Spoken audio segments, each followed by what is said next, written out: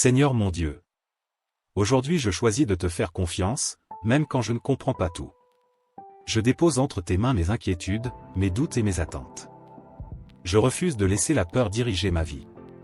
Je choisis ta paix, cette paix qui dépasse toute intelligence. Que mon cœur soit calme, que mon esprit soit apaisé. Car je sais que tu veilles sur moi jour et nuit.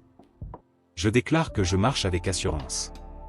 Non pas parce que tout est parfait, mais parce que tu es fidèle. Seigneur, remplis-moi de ta force quand je me sens faible. Donne-moi le courage d'avancer, même à petits pas. Je déclare que chaque combat que je traverse me rapproche de la victoire que tu as déjà préparée pour moi.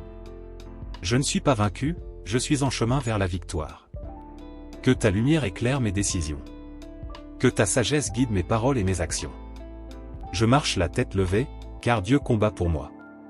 Père Céleste, je te demande ta protection sur ma vie aujourd'hui et chaque jour. Protège mon corps, mon âme et mon esprit. Protège ma famille, mon travail, mes projets et mes relations. Que rien ne trouble la paix que tu m'as donnée. Je place ma vie sous ta garde divine. Je sais que je suis en sécurité entre tes mains. Je te remercie, Seigneur, parce que ta protection ne faillit jamais. Je vous donne deux exemples de personnes que l'Éternel a secourues dans l'affliction. Joseph était un jeune homme fidèle à Dieu. Pourtant, il a été trahi par ses propres frères, vendu comme esclave et emprisonné alors qu'il était innocent. Tout semblait perdu pour lui. Mais même dans la prison, l'Éternel était avec Joseph. Dieu lui a donné faveur, sagesse et patience. Au moment fixé par Dieu, Joseph est sorti de l'affliction pour devenir chef en Égypte, sauvant ainsi des nations entières de la famine. Voici la leçon. Même quand tu es victime d'injustice, Dieu ne t'abandonne pas. Ce qui ressemble à une épreuve peut devenir un chemin vers ta victoire. Référence, Genèse 37-41. Le deuxième exemple est celui de David. David a connu des moments très difficiles. Il a été poursuivi par le roi Saül, obligé de fuir, de se cacher dans les grottes, vivant dans la peur et l'incertitude.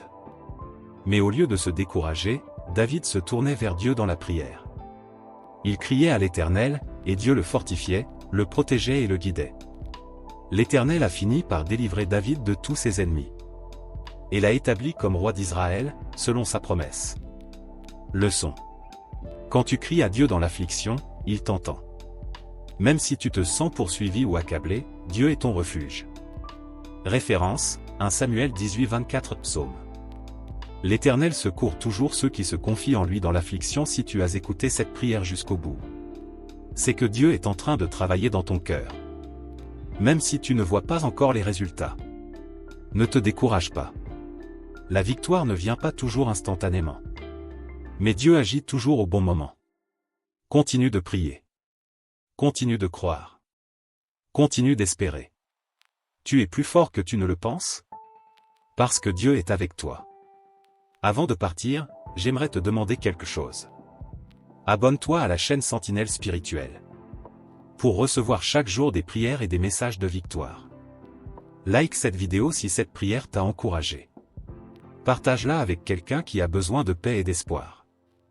Écris un commentaire. Je crois en la victoire. Ou dépose une intention de prière. Ensemble, nous bâtissons une communauté forte dans la foi. Une communauté de paix, de prière et d'espérance. Que Dieu te bénisse abondamment. À très bientôt sur Sentinelle Spirituelle.